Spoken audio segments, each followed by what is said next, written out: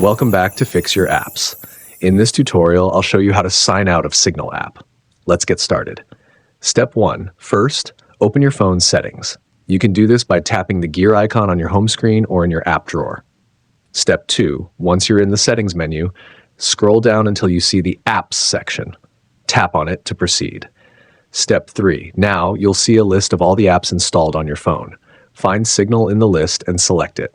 Step 4. After you tap on Signal, you'll be taken to its app settings. Look for the storage option and tap on it. Step 5. Next, tap on the Clear Storage button.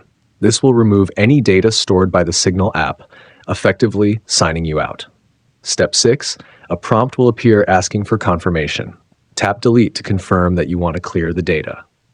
Step 7. Now open the Signal app again. You should see the option to register a new account, which means you've successfully signed out.